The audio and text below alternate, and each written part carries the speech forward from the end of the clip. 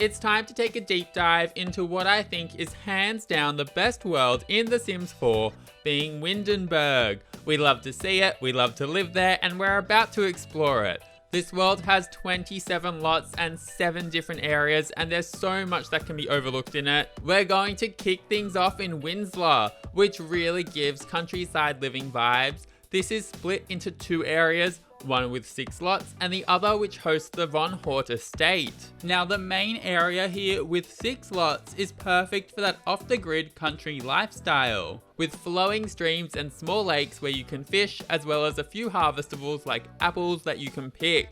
A key spot here is near the Crumbling cottage lot.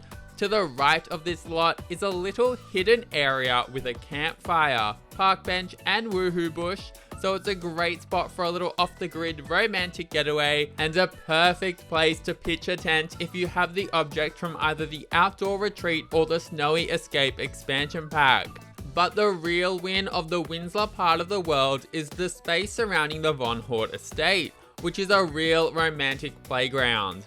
While you might have attended parties that pop up at the chateau, there's a chance that you get caught up on the dance floor and forget to pay much attention to what lies beyond the lot itself. Well, at least that's what happened to me for about 3 years. You are welcome to judge me for it. To the left of the Von Hort estate building is a gorgeous small garden. It's an awesome little place to visit to have your Sims wind down and relax. There's also a gorgeous gazebo barbecue area complete with a chess set to the left of the estate as well, which is great for small family gatherings or even a nice little date. And who doesn't love a date at a gazebo? Okay, I've never been on a date at a gazebo, but hey, it looks pretty. Directly behind the estate, the stunning grounds continue with a very romantic garden complete with water fountains.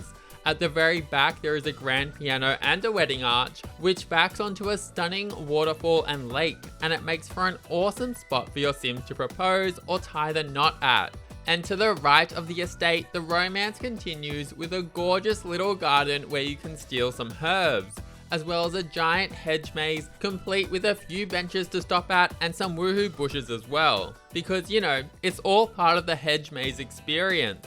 Making it out to the other side of the hedge maze sees you head up into the countryside, and there's a small spot hidden away with a campfire and barbecue area.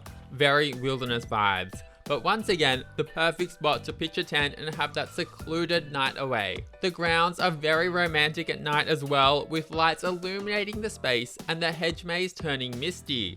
And if you're lucky, you might notice 2 ghosts roaming around the Von Hort estate too, being Mimsy and Bernard, who used to live in the estate before they passed away.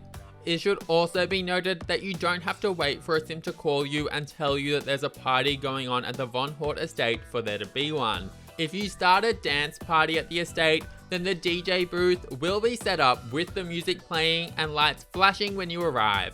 This goes for the Bluffs and the Ancient Ruins lots too, and you can also host birthday parties and a wide range of other parties at the estate as well.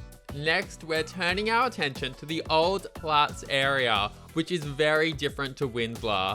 This area gives off cute cobblestone vibes and is much more concrete than country. There are a few places to fish along the water, and one of the main points of interest is the giant hedge chessboard here, where you can hang out, play some chess, and if you're feeling like an exhibitionist, go for it in the nearby woohoo bush. There's also a secret gate that you can use to travel to the Ancient Ruins lot from this area. But note that you can also travel to the Ancient Ruins from the main map.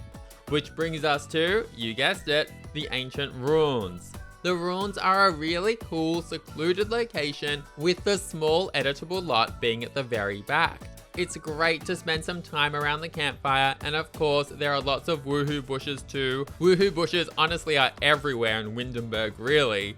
Also, this is embarrassing to say, but it took me ages to realize that if you turn your camera around, there is another huge part of the ruins down below.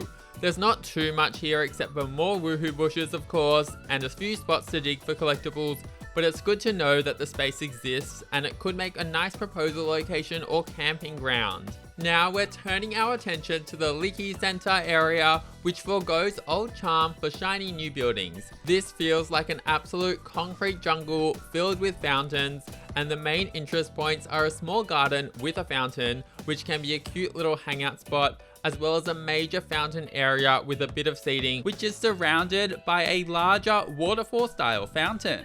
Honestly, everywhere I look, I just see fountains here. We're moving on to the final areas now, being the Crumbling Isle section of Windenburg, as well as the Bluffs lot.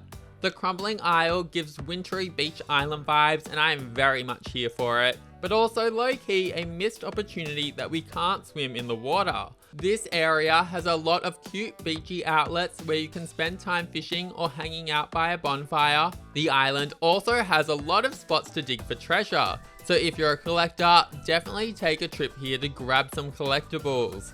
And it's in this area that there is a small cave which links to the Bluffs lot. Note that you can also travel straight to the Bluffs from the main map. The Bluffs is a grungy lot complete with a natural looking pool, a few ruins, woohoo bushes, and a bonfire. Like the chateau, parties can pop up here too, and of course you can arrange your own here by planning a dance party event. It's a great place that looks kind of like where a group of rebellious teenagers would hang out.